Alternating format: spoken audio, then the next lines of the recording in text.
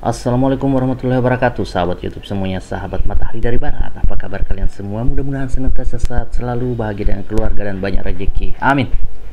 Kali ini kita akan membahas tentang utang Anies. Ya.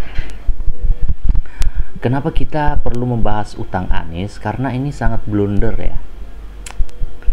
Ketika pilkada DKI ya,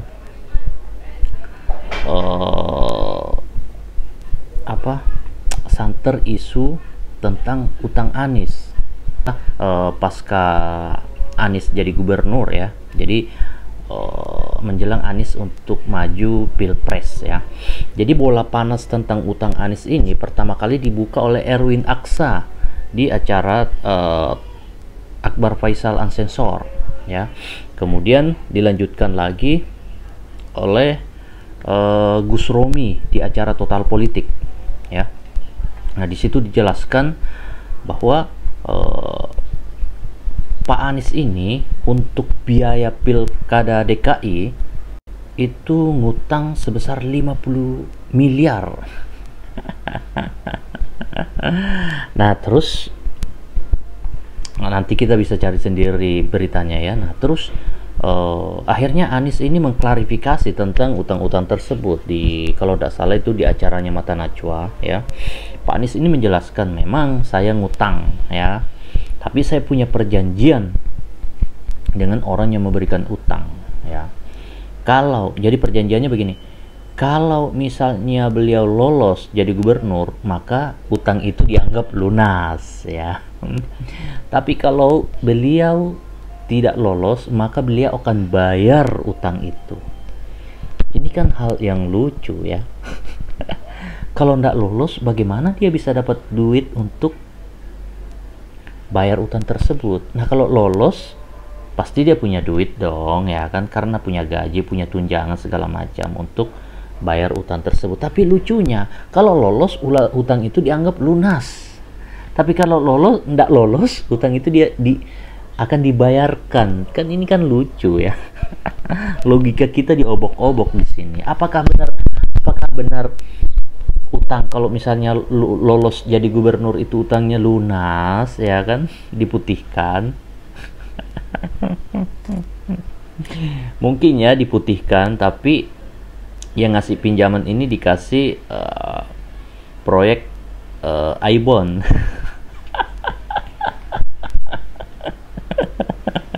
Ya putih ya kan. Dikasih proyek Aibon selama 5 tahun. Nah, oke. Bagaimana dengan pilpres ya, baru-baru ini ya? Biaya pilpres ini kan lebih besar daripada biaya gubernur ya. Nah,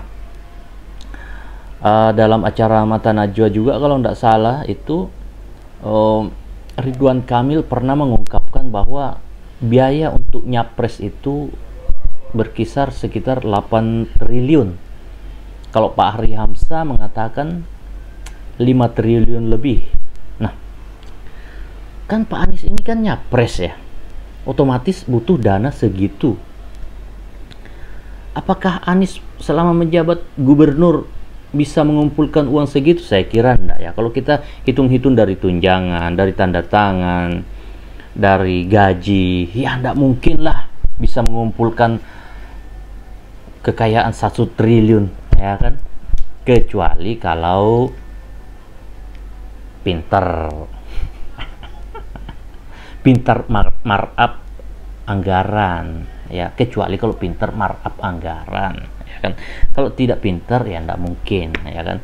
Nah, oke. Sekarang kebutuhan untuk nyapresnya itu, taruh kita ambil yang paling tertinggi itu Ridwan Kamil 8 triliun. Anies kemana mencari, siapa yang utangin Anies 8 triliun ya kan? Karena dia tidak punya dana segitu, sedangkan ketika laporan kekayaannya itu kan cuma berapa miliar.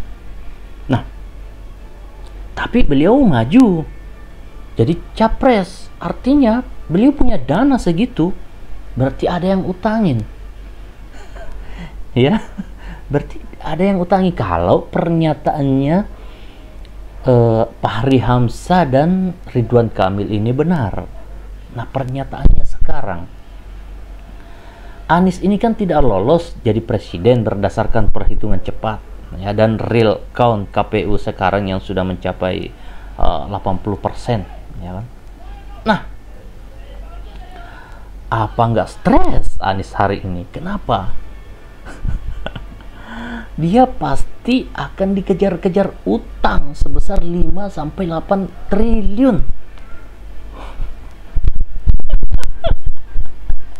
Pasti stres ya.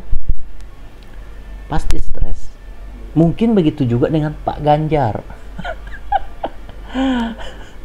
Sehingga dikabarkan Cak Iming ini menghilang berapa hari gitu kan. Pak Mahfud MD juga dikabarkan menghilang selama 4 hari.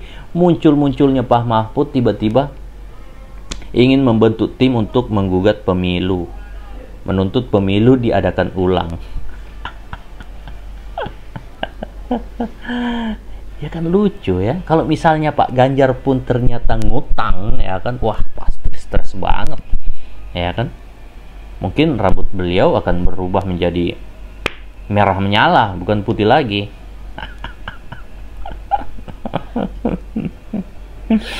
Ya, coba. Makanya hati-hati ya. Kita kalau mau berkarir di politik itu ya jangan sampai ngutang lah. Karena ini akibatnya. Matahari dari Barat. Assalamualaikum warahmatullahi wabarakatuh.